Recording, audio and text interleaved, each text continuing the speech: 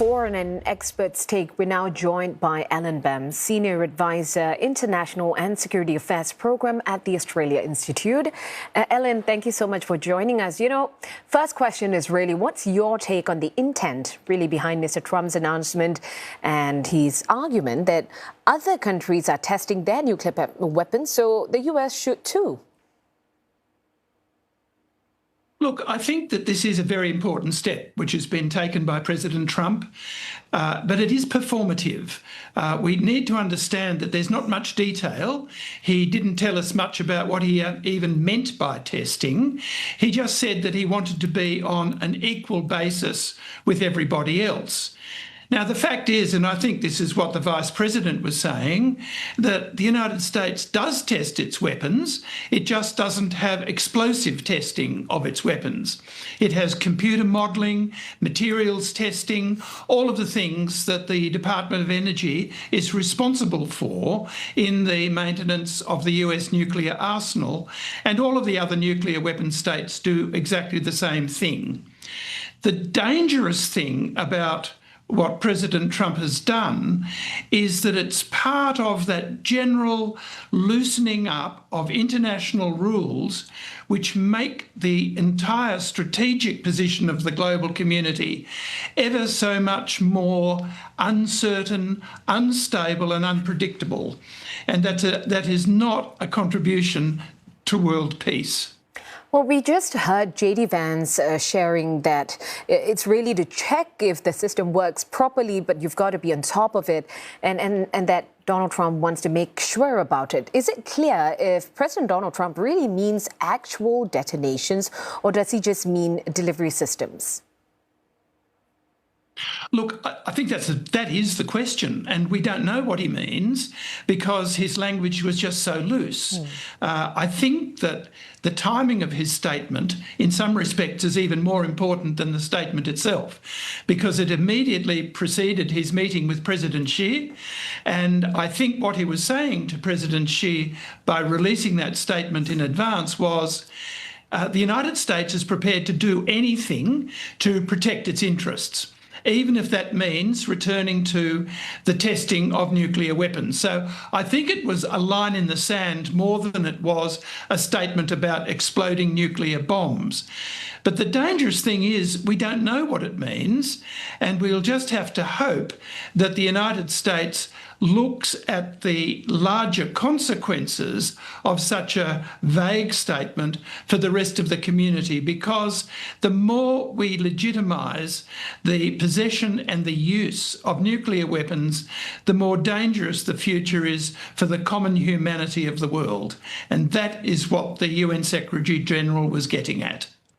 As far as we follow this whole news that's really forming up, Russia's super weapon, does it really exist, or is this really typical, Putin, who raises the nuclear specter every time things really don't go his way?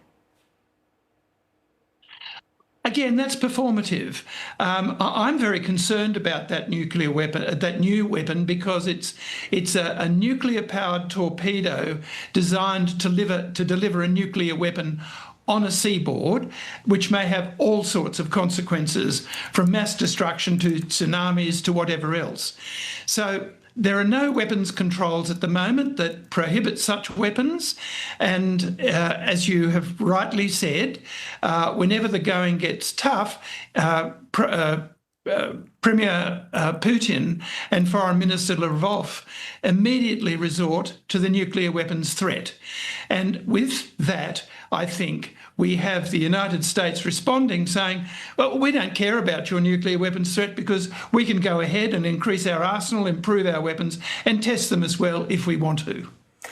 Now, we are speaking from a perspective that this might be performative, but we never know. Things are volatile. It keeps changing when it comes to President Donald Trump. If the US were to actually carry out explosive nuclear tests, what would that really mean for stability in the Indo-Pacific and even globally?